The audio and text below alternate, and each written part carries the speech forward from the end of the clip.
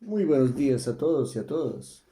Como les había prometido, el día de hoy tendremos en la primera parte de la clase esta grabación que acompañará el profesor Jorge Herrera sobre el tema de clasificación de los bienes públicos.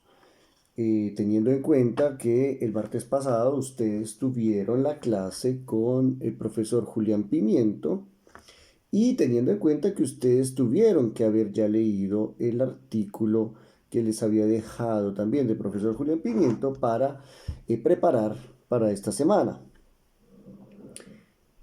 En la segunda parte de la clase, el profesor Jorge Herrera, después de que ustedes me hayan escuchado, los interrogará y discutirán con él acerca del contenido, tanto de lo visto con el profesor Julián Pimiento, como de lo que las ideas que les daré a continuación sobre la clasificación de los bienes públicos y sobre el contenido del artículo que ustedes tenían que leer.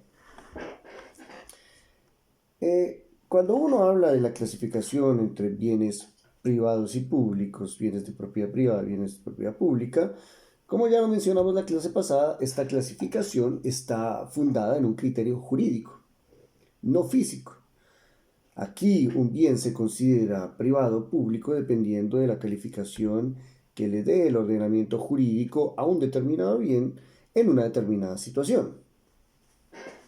La clasificación está basada en la titularidad. Los bienes que están en el patrimonio de los particulares son bienes de propiedad privada. Los bienes cuyo titular es el Estado o la nación son bienes públicos. Sobre los bienes de propiedad privada regresaremos a final de este semestre para retomar el tema de la introducción, la parte introductoria de la propiedad privada. Veremos hasta dónde llegamos. Como veremos más adelante, junto con la propiedad privada y la propiedad pública, habría que introducir, y si alcanzamos este semestre, introduciremos el tema de la propiedad colectiva, por ejemplo, el caso de los resguardos indígenas, que de conformidad con el artículo 329 de la Constitución son propiedad colectiva y no enajenable, y tiene unas características particulares que hace difícil encuadrarlo en una de estas dos categorías. Eh, Luego, ahora nos vamos a concentrar en la categoría de los bienes públicos. La categoría de los bienes públicos, como ustedes seguramente ya vieron con el profesor Julián Pimiento, reúne una variedad de bienes que se consideran necesarios para poder llevar a cabo las actividades administrativas, que de forma directa o indirecta tienen una finalidad de interés general.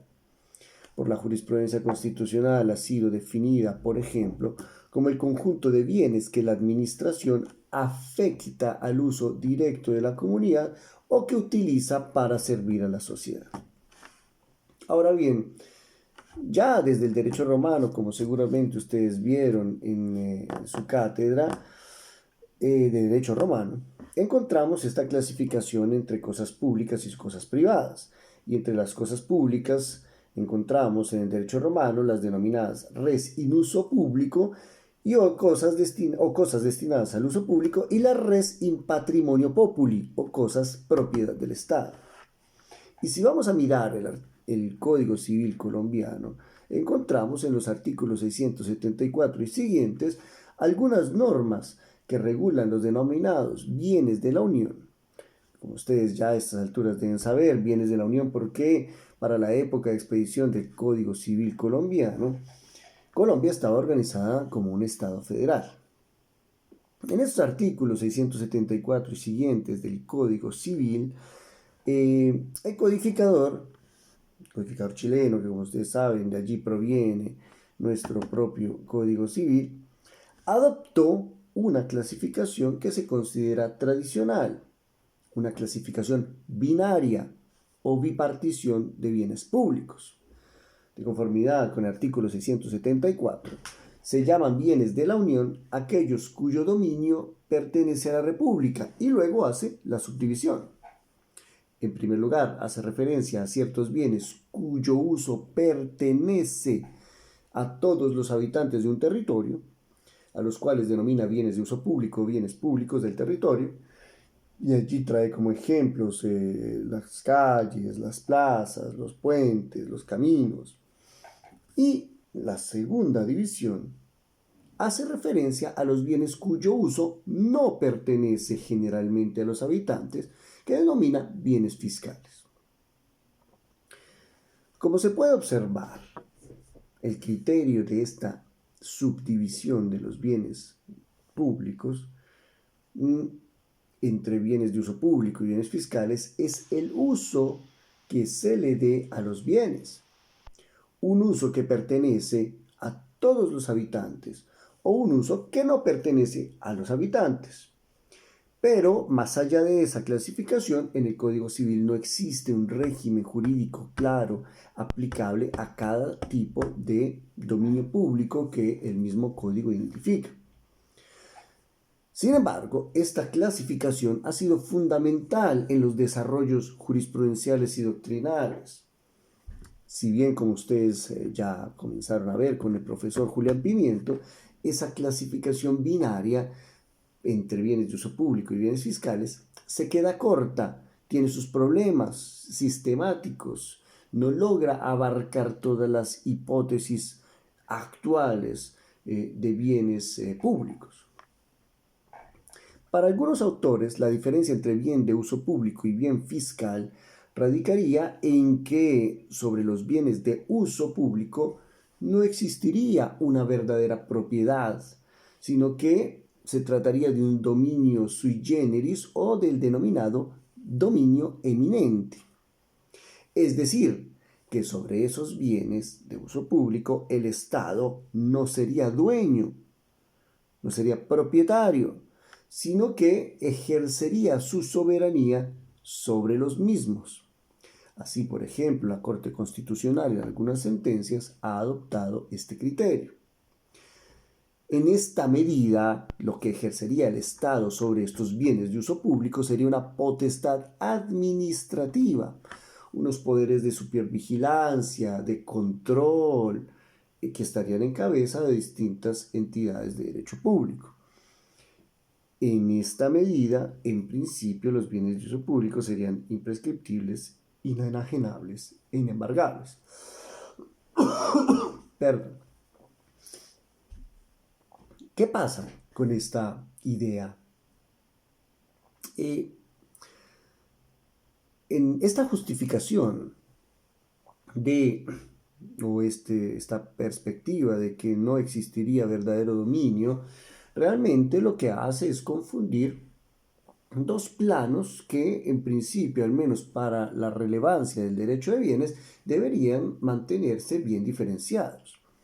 Cuando se dice que sobre un bien de uso público no existiría dominio, sino soberanía, se está quizás confundiendo el plano político de ejercicio de la soberanía sobre el territorio con el plano estrictamente jurídico de calificación de un objeto como bien o no. Y como bien, por lo tanto, que puede ser objeto de propiedad. Eso seguramente ya se los mencionó en su clase del martes el profesor Julián Pimiento y en todo caso en el artículo que ustedes prepararon para la clase de hoy y para la clase del martes, el profesor Julián Pimiento lo deja bastante claro. Eso respecto de los bienes de uso público. Respecto de los bienes fiscales, se ha considerado que estos bienes fiscales, o respecto de estos bienes fiscales, los titulares del derecho de dominio, es decir, las personas de derecho público que tienen en su patrimonio estos bienes, se comportarían como particulares.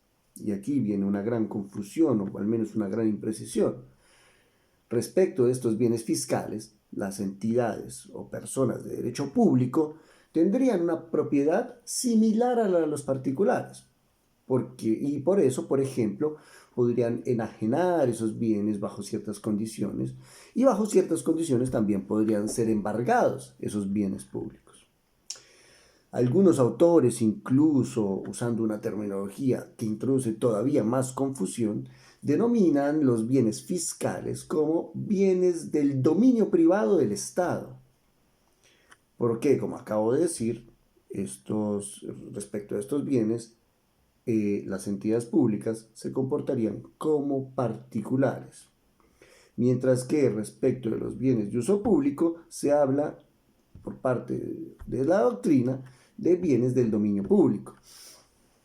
Ahora, obviamente aquí, insisto, se crea una gran confusión. Ya solamente hablar de bienes de dominio privado del Estado parece un contrasentido. Todos son bienes públicos. Y en segundo lugar, afirmar que respecto de los bienes, algunos bienes, aquellos que serían los fiscales, el Estado se comporta como un particular, también es una gran imprecisión, como les decía hace un momento, porque el Estado, respecto de sus bienes y respecto en general de su actividad, no puede nunca comportarse como un particular, porque el Estado tiene una finalidad y los bienes del Estado tienen una finalidad que debe respetar, que es poner, en el caso de los bienes, ponerlos a disposición para conseguir alcanzar las finalidades de interés público, interés general, que le son propias como Estado. Por lo tanto, nunca se va a poder comportar como particular de entrada.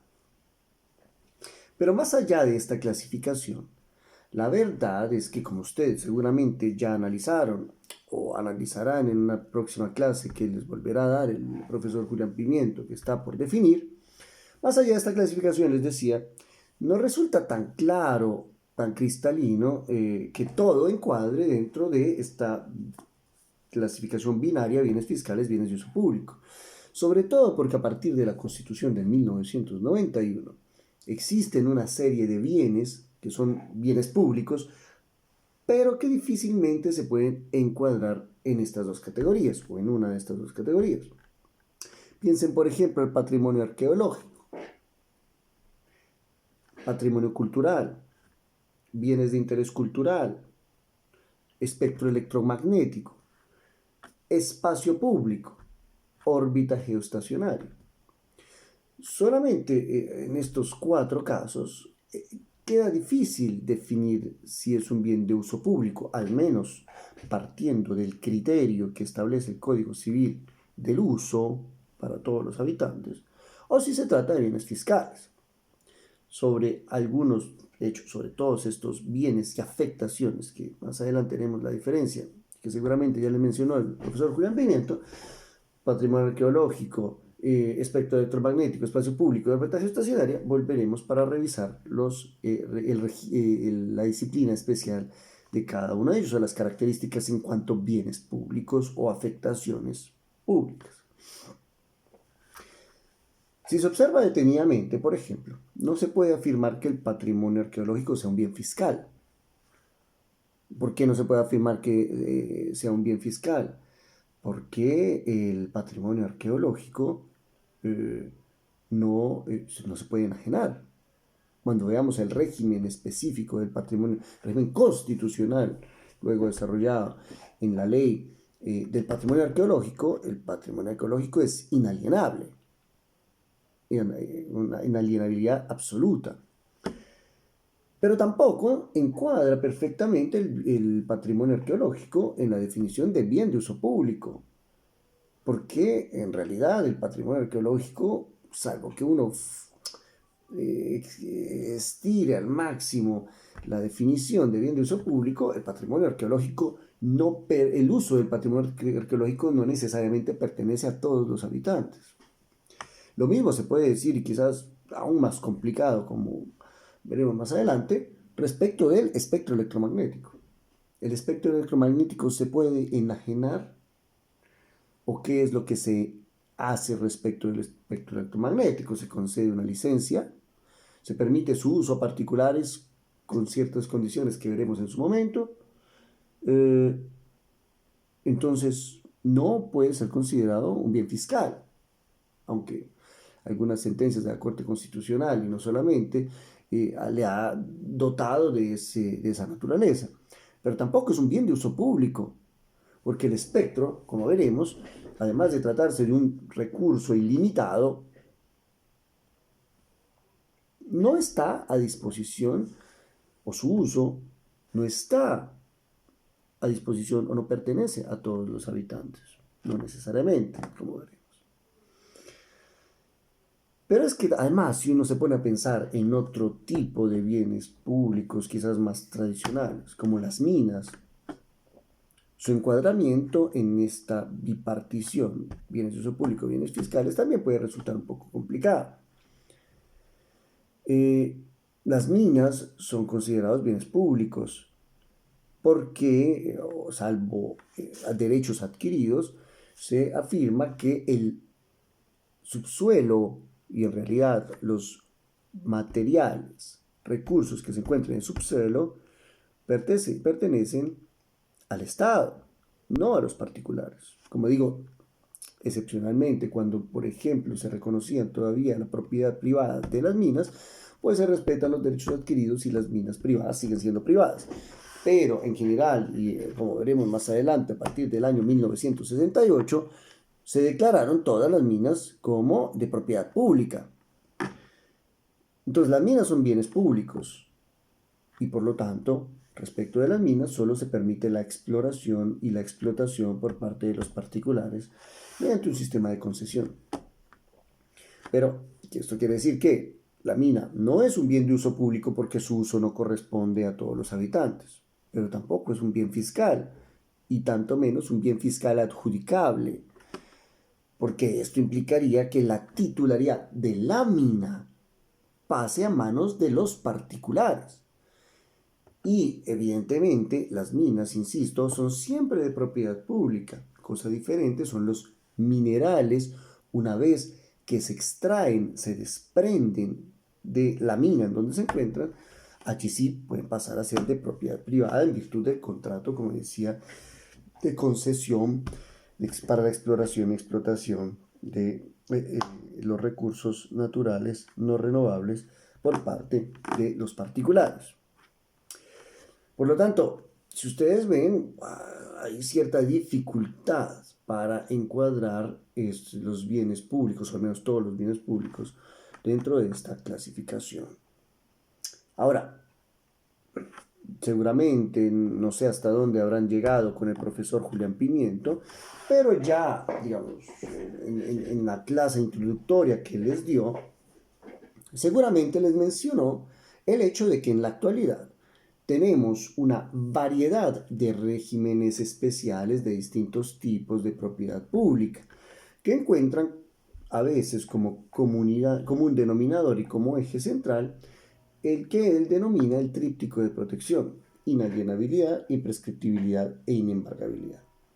Dependiendo del tipo de bien público, de su destinación, de su afectación, los diferentes elementos de ese tríptico de protección estarán o no presentes, serán más o menos intensos. Obviamente dejando claro desde ya una cosa que ustedes ya deberían en todo caso saber, y es que hay un elemento común de todos los bienes públicos y es la imprescriptibilidad. Ningún bien público es prescriptible. No importa si se considera un bien fiscal, si se considera un bien de uso público o se considera un bien de aquellos que veremos son difíciles de encuadrar dentro de esta clasificación. Si son bienes públicos, siempre y en todo caso son imprescriptibles, lo cual significa, como veremos el segundo semestre, que no se pueden ganar por posesión y paso del tiempo.